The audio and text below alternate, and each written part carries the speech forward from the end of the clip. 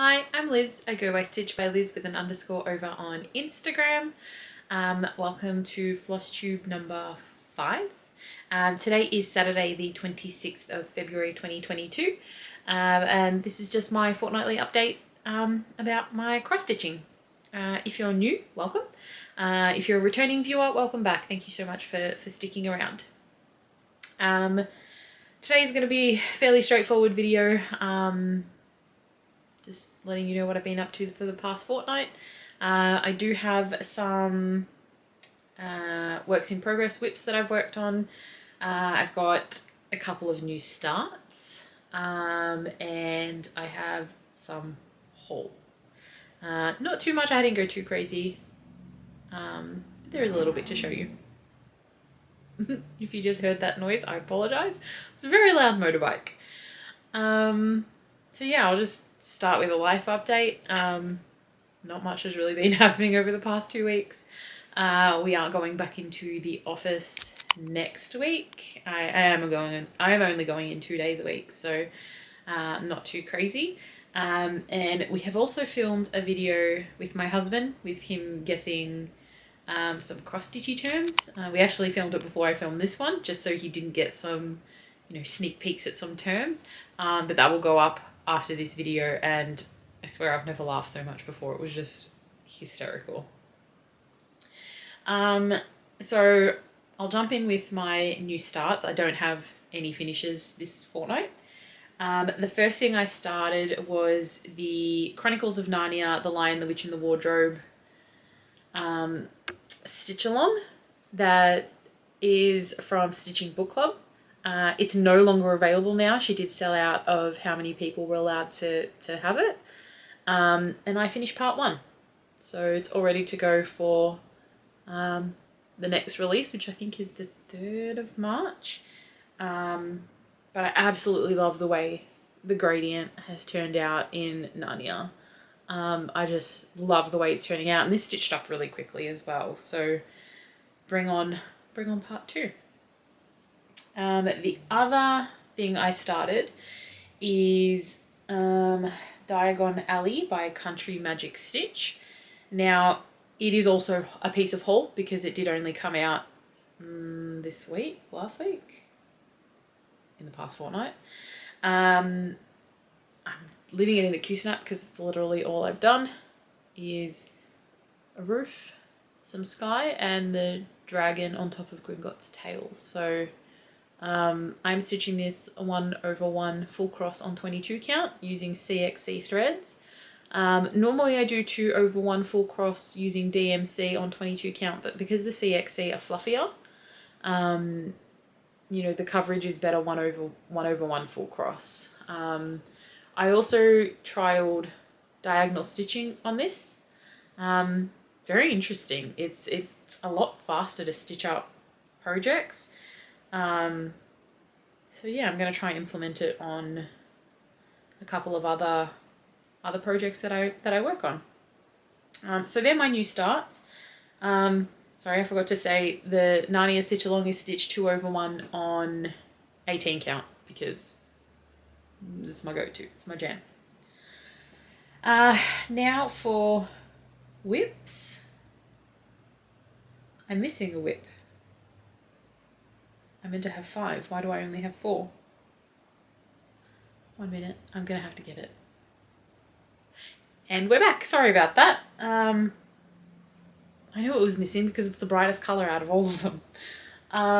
So the first thing I worked on is the Cryptids Stitch Along by the Witchy Stitcher. It has finished now, as you can tell. I am not finished. But what I did, I filled in these 3 motifs and all of this side border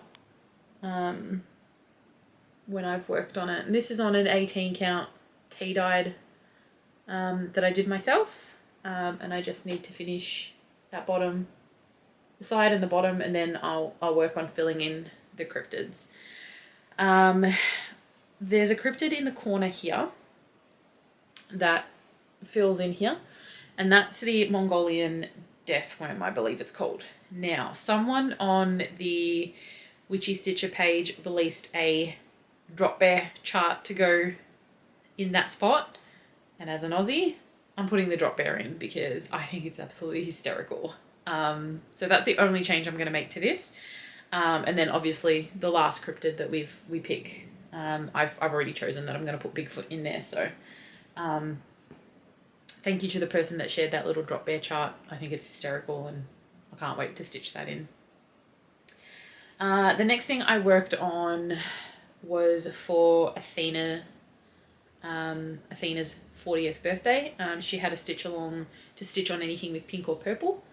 And I decided to pull out Foolish Mortal by the Witchy Stitcher. And I'm just so excited with the way this looks. Like, those eyes are so cool. But it's stitched on a purple. It's not showing up very well, but it's stitched on a 18 count purple blue that I hand dyed myself. And the white is glow in the dark floss. So I can't wait to see what that looks like once this is all finished.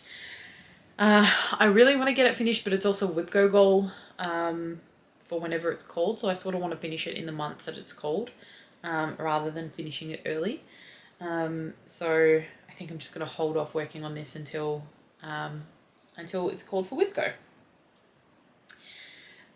Next up was a prompt for the Winter Olympics that I did. And this was a restart. So I had originally started this April last year. And I was stitching it 2/1 tent on 22 count with CXC. And then I decided to rip it all out and do 1/1 full cross on 22 count.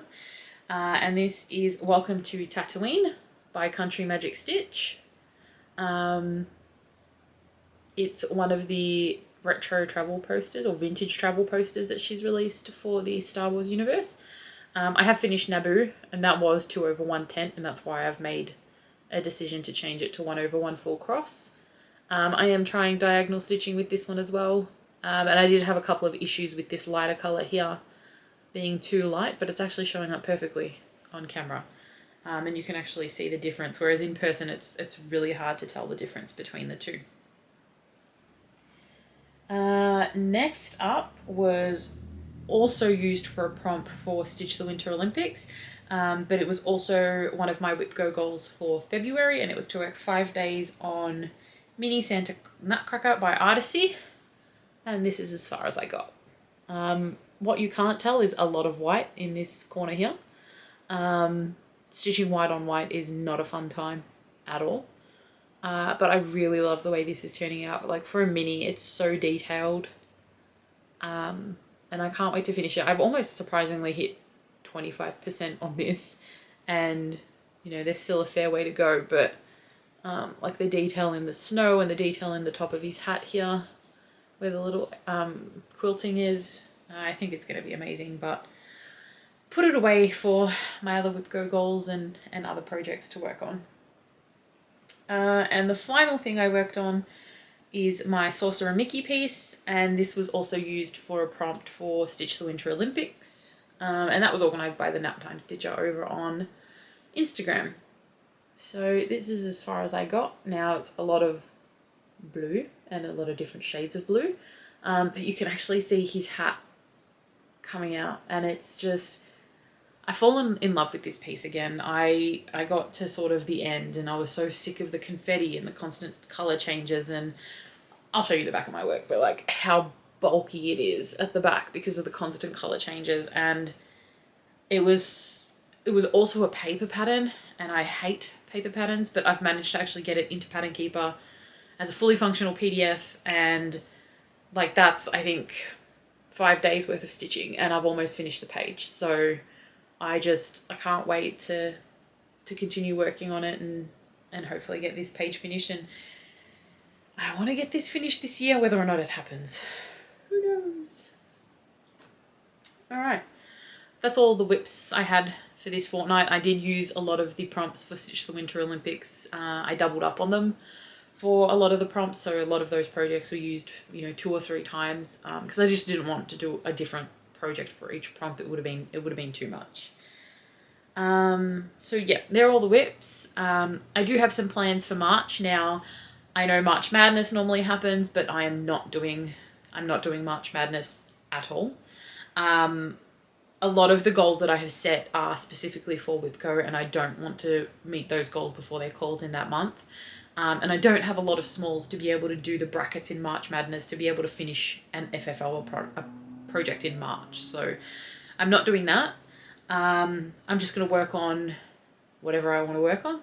So stitch what I want when I want. And I do have two sort of set goals, and they are the WIPCO goals. So numbers 21 and 15 were called, and those were Spider-Man for a page finish. And number 15 was Max, and that's to work 5 days. I did originally have that set as a page finish when I did my WIPCO board back in like end of December. And then I changed it because the confetti is just too much. It would take me almost the whole month just to meet that goal. So Spider-Man, the page finish for that is just a lot of block colors, so that should be fairly easy. And then yeah, 5 days on Max, and then in between I'll work on whatever I want. So there's a few projects on my WIPCO or that I haven't set for WIPCO. So I'll work on those ones in between because they don't have set goals. It's just when I finish them whenever I finish them. So yeah, that's all for whips and plans. I suppose I can jump into haul.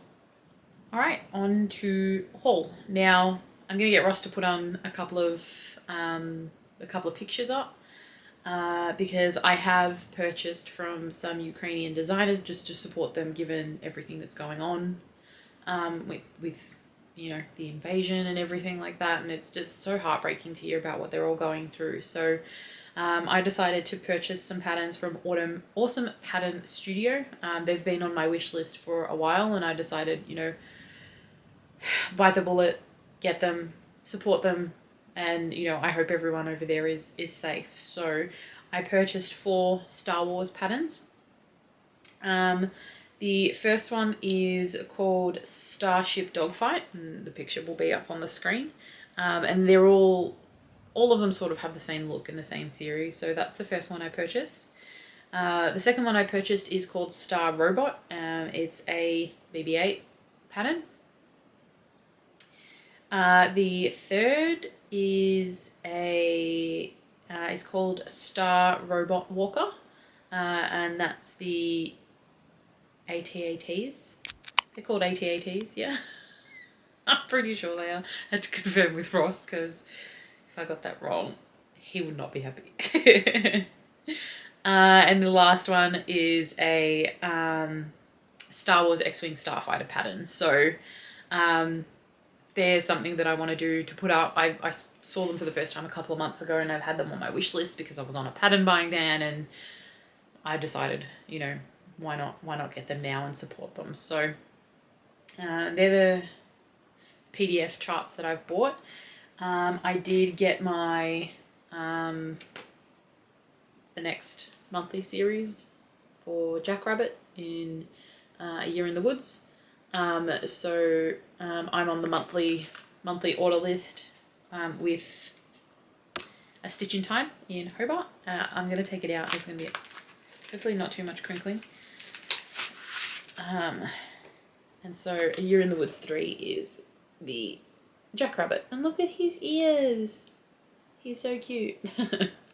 I don't have the fabric or anything for this yet. I'm not going to start this anytime soon. I've still got the swans and the fox to do before this one, but I wanted to collect them as they come out. And A Stitch in Time Hobart has me on their list, and I just get an invoice every month and she posts them. So with everything that's happening with USPS at the moment, I wanted to be on the list so I don't miss out on any of them. Because USPS is still not shipping to Australia. It's been 6 months and there's no lift in sight. So it's a little bit frustrating. I did get a couple more 8x8 Q-snaps. I only have one to show you because the other one just fell out of the packet when I went to pick it up before filming. And then I did put in an order with Ginger Stitch. Now they normally do needle minders, and they released these floss drops. And they are incredible. Like, the colour just doesn't do them justice. As soon as I saw them, I knew I had to have them now. They are releasing purple ones with bats on them, and I'm going to get them as well because they're really cute. And naturally, floss drops can't travel by themselves, so I ordered some needle minders as well, and I've just chucked them on a piece of fabric so I don't have to hold up each one individually. But these are the ones I ordered. So Mickey goes on my Sorcerer Mickey, and my gingerbread goes on my mini Santa Nutcracker. The fox I bought purposely to put on the fox pattern when I started. At some point. But you can never have enough needle minders. So, yeah. That's my haul. That's all I've got for this week. I should be back in a fortnight, hopefully. Fingers crossed, everything goes well. With another update. Show some more projects. If you have any questions for me, leave them down below. We did get a comment from Deborah, I believe, who recommended that we actually put in a sound when Ross puts a comment on. And I think we're going to be doing that going forward, just so you sort of know when a comment is on screen, because, you know, all of us do stitch when we watch Flosstube, so at least it'll give you a little nudge to look up and catch his comments as well. So if you've got any suggestions or any questions, leave them down below and let us know. Thank you so much for watching. Do all the YouTubey things like comment, subscribe, and I will see you hopefully in a couple of weeks. Bye! Now that I have all of them, and of course a siren decides to go off.